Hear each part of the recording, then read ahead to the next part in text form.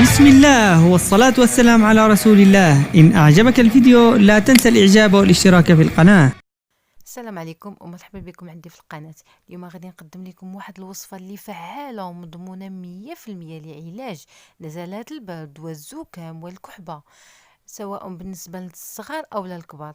وصفة اللي طبيعية وغادي تخليك تستغني على الدواء ديال الصيدلية ومجربة. فهاد الوصفة كانوا معروفين بها الناس القدام، يعني جدودنا. إلا مشيتو سولتو الناس القدام قلتو ليهم ليمونة مشوية فوق البوطة، غادي يقولوا لكم هالاش مزيانة وهالاش مزيانة. فنخليكم تفرجوا معايا في الفيديو، غادي نقول لكم لاش كتصلح وكيفاش تستعملوها. الا كان فيكم الروح او لا عاد غادي يبداكم، او لا غير بغيتو تقويو المناعه، ما بغيتوش الكحبه او لا الروح او لا اي الزكام يجيكم، فديروا هاد الوصفه. فراه غير بحبه برتقاله واحده غادي تباعدي منك الروح والكحبه وكذلك الزكام. فهاد الوصفه طبيعيه وزوينه زوينه بزاف، وكذلك واخا ما يكونش فك فراها كتقوي لك المناعه. يعني غير خديها، يعني الا ما نفعتك راه ما غاديش تضرك. فهاد الوصفه هذه كيف سبق لي قلت لكم، يعني كانوا معروفين بها الناس القدام. هذه هي الدواء يعني اللي كانوا كياخذوه باش يتعالجوا من الروح وكذلك الكحبه.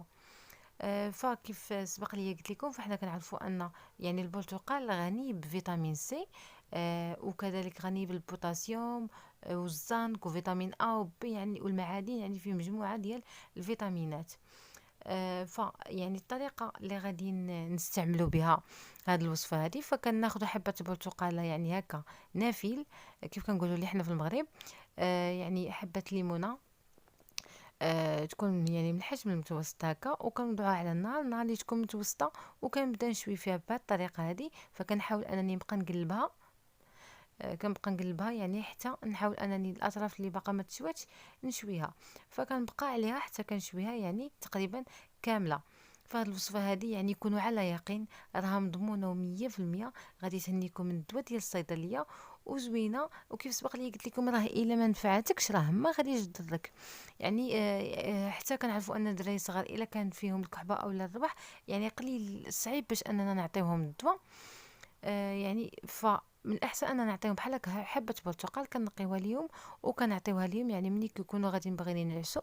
فراها فواحد الملاحظه بعدا بغيت نشير ليها، هو اننا ملي كنشويو البرتقال يعني في البوطه او لا كنسخنوه، يعني كنعصروا عصير البرتقال وكنسخنوه، راه يعني داك لي غاز كيقلال، يعني ما كيديرش لينا لي غاز. فهذه يعني ملاحظه ومعلومه يعني بغيت نقولها لكم.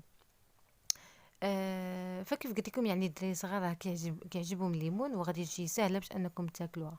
فمن بعد ما غادي تشوات لينا البرتقاله في البوطه كيف ما كتشاهدوا معايا، فكنحاولوا اننا نقشروها وهي تكون سخونه. فحاولوا يعني ما تحرقوش. فكيف ما كتشوفوا معايا هنايا انا كنحاول نقشرها، راه من الداخل ما كتكونش سخونه بزاف الليمونه، كتكون دافيه، يعني راه غير دافيه، وغير القشره اللي كتكون فيها ديك الحراره وكتكون سخونه. فكنبقاو حتى بهذه الطريقه هكا حتى نقشروها كامله. فملي كنقشروها كنكونوا حنا في البلاصه ديالنا باش غادي نعسو. فاخر حاجه كناكلوها هي هاد الحبه ديال البرتقال، كناكلوها وحنا كنكونوا في الفراش. فكنداوموا عليها تقريبا واحد 3 ايام او 4 ايام، راه النتيجه كتبان لكم في النهار الثالث. فالكحبه ما كتبقاش الا كانت يلاه باديه، وكذلك الروح الا كان بادي راه ما كيبقاش. اما بالنسبه للناس يعني الا كان فيهم الكحبه او الروح يعني قديم، يعني سيمانه تقريبا هكاك او لا سيمانه ونص بحال هكا، فكنساعدوا هاد الحبه، كناخذوا هاد الحبه ديال البرتقال كنبقاو مداومين عليها، وكناخذوا واحد الكاس ديال الماء دافي وكنديروا فيه تقريبا واحد ملعقه ديال العسل وكذلك ملعقه ديال السكينجبير، وكنخلطوا الكل وكنشربوه وكنعسوا. فكيف قلت لكم هاد الوصفه دي دوم على 3 ايام او 4 ايام، راه ان شاء الله وباذن الله النتيجه باينه وفعاله. فاذا كنتي اول مره تشاهدي القناه ديالي فديري الاعجاب واشترك في القناه وفعل الجرس باش يوصلك الجديد. او لا الا جربتي هذه الوصفه ونفعتك فرجع للفيديو وديري الاعجاب واشترك في القناه وفعل الجرس باش يوصلكم كاع الجديد. وشكرا.